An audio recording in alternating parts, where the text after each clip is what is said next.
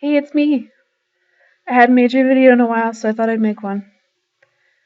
Just had an interesting day, that's all. My car broke down again.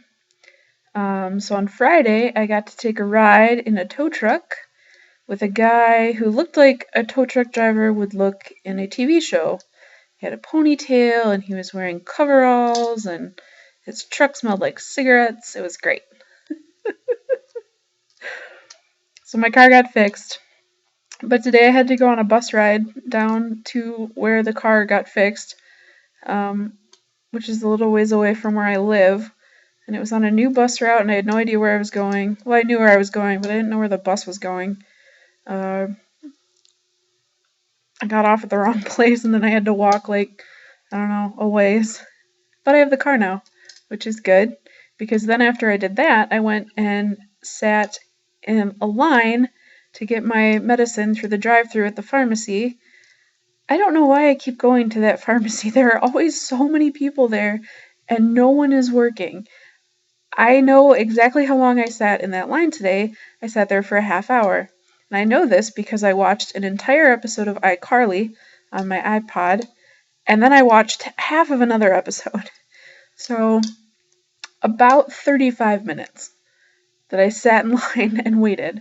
And there are tons of other pharmacies that well, not tons, but there are other pharmacies that I could go to, and I just haven't. Choosing to believe that they would speed it up at some point, but apparently that's not happening. So, and I feel like if I get angry and complain about it, I'm no better than that guy that yelled at the poor woman who was working there by herself. He was very unpleasant. I would never be unpleasant. I'm just not sure, even if they have 4 people there, why is only one of them working? Why is only one of them working the counter? I mean, get through the rush, and then you guys can go back and fill medicines. But if there are people in line, it shouldn't take a half hour to get the prescription, because once I got up to the window, it literally took 3 minutes. So I waited 35 minutes in line, and then it took me 3 minutes to get my prescription. Great. So maybe I'll just transfer it to the other Walgreens. It's down by where I go shopping for groceries.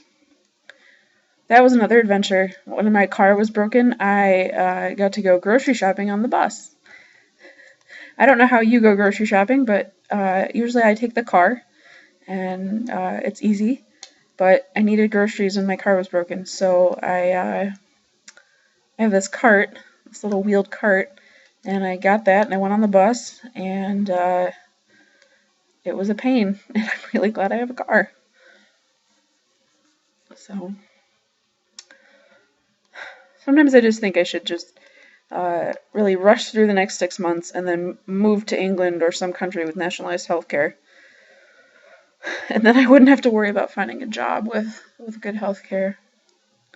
But I don't know. I can barely handle living here, and I've lived here my entire life. I don't know how it would be in another country. But I'm thinking about it. The other reason is today, or not today, but a couple days ago, I got an email from a guy who works in California, and he had read a blog post that I did. I guest posted on a blog run by a dad whose son has a severe brain injury. And I read his blog because I think he has good points of view on working with people with disabilities and what people with disabilities are really contributing to society, and why and how government is hurting people with disabilities. And he posted this really upsetting rant about how there are no camps for people like his son who has a severe brain injury, uses a wheelchair. He goes through all these different therapies and has special food, and just like a lot of our campers. And he wrote this rant. He said, well, people are always telling us we should just send our son to some sort of respite program, but that seems like a lot of work. We would have to prepare all this, and are they really going to do his medicine and his stretching and his food? And I was so upset. I wrote back immediately, and I said, listen here. Not only are there places where people will do that, there are places where people enjoy doing that. And just because you had a poor experience with one program or one camp doesn't mean that all of them are that way. And so he offered to let me guest post, and I said, sure. So I wrote him a great post on what it really means to be a camper with a severe disability and what kind of programs are available. And so months later, of course, I get an email from this guy out in California who works with, I don't know what his job title was, but he has a client out in California who's 20 years old, pretty severely disabled, and her parents wanted to send her to camp, but they couldn't find a program that was right, or the program that would take her or something like that. And so I did some research, and I got back to him on a couple different things. It really surprises me that we're not putting the respite care model in place across the country. There are Easter seals pretty much in every state, I think. And some of them have camps, but the one out in California that's closest to where this young lady was living is not a respite style camp. And it's a 1 to 2, so it's kind of like a Wabeek. And campers have to be able to communicate. So that kind of puts it in perspective. Because this young woman could not communicate, and that was one of the things that they were facing. Is she's blind, she uses a wheelchair, all this stuff, and so she was being excluded from all these different programs because they have such strange requirements, like you got to be able to talk or use sign language or whatever. I think we're really doing people a disservice if we don't put respite care programs or respite camp programs into place. Easter Seals has conclusively proved with our model that it works. We are helping so many people who would be turned away from normal camp programs. I can't tell you how refreshing it was to come to Easter Seals and find that people, no matter their disability, were being included, because I had worked at programs before where they had said, no, you're too disabled to do this, or we can't accept this camper because she uses a wheelchair, or he needs blah, blah, blah, or an interpreter, whatever it was. They were telling people no, because of their needs. And then to come to Easter Seals and where we just blow things like that right out of the water, like, oh yeah, you need an interpreter, great, we got that. Great, you need, whatever you need, a ramp, we got ramps in the pool, we got ramps everywhere. We're going to make it happen for you. That's the kind of attitude that really exemplifies what I want to do, or who I want to be in my life. I don't want to ever get in a situation where I have to say no, someone is too disabled. How could I do that? That's ridiculous. The kids I've worked with and the things I've seen nullifies that. It's impossible for something to be impossible. You're just not going to put the effort into it. If you don't put the effort into it, of course it's not going to work. So I felt really flattered that guy contacted me, because I think camp and providing camp experiences has really taken over my life. It's funny. I never expected it to do that. But now that I have the experience and the knowledge, it seems like it's always been a part of me, which is nice. I used to think that I would go into practice as an IEP advocate. I bet you don't know what that is. That's okay.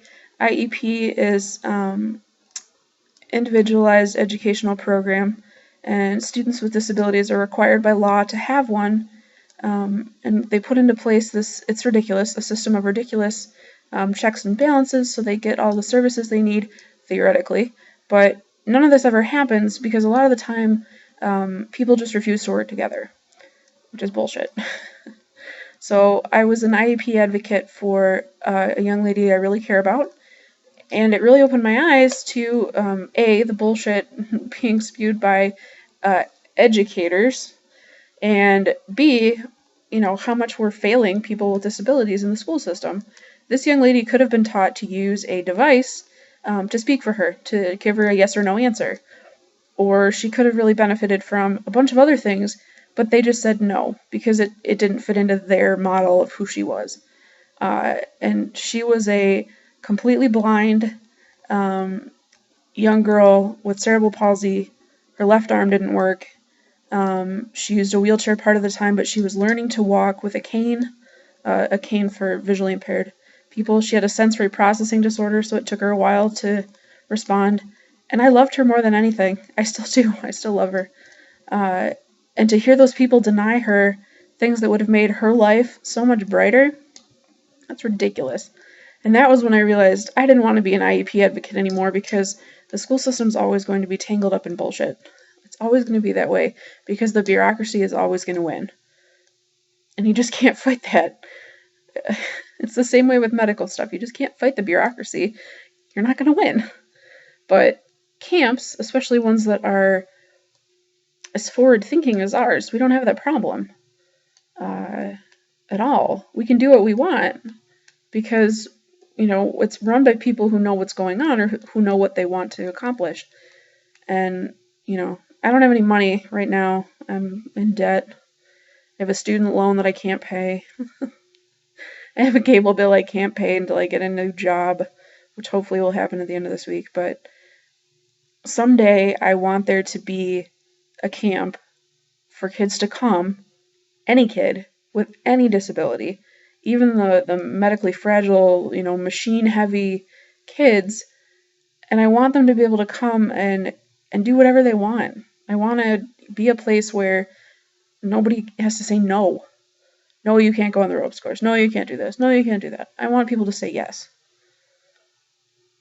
I always thought that if that happened, if I ever got my act together and made money, that I would name it after the girl who really inspired me to do well in that area.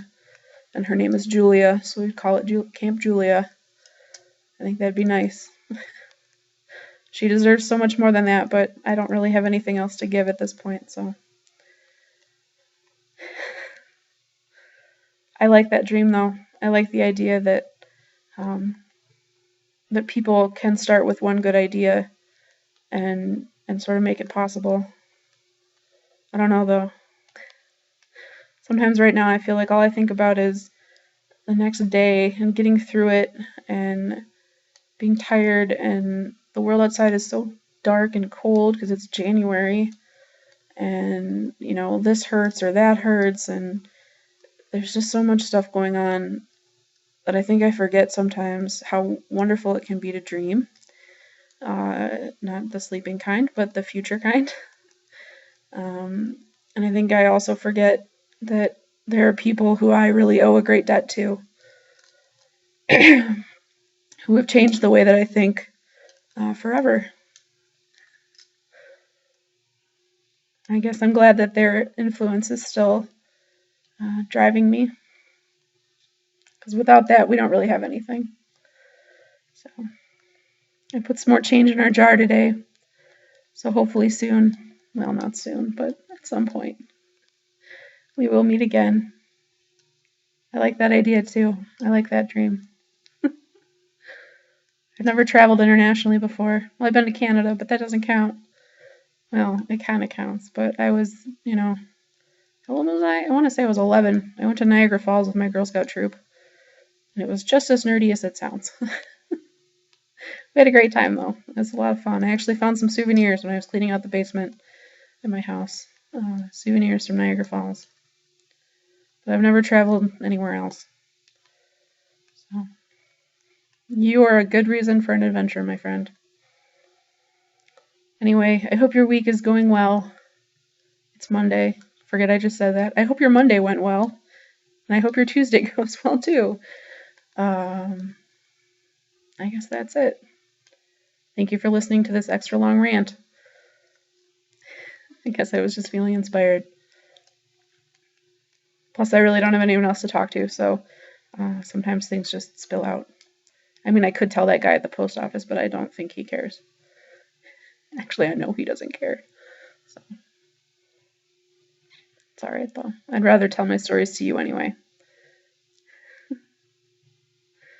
I'll talk to you later. Bye.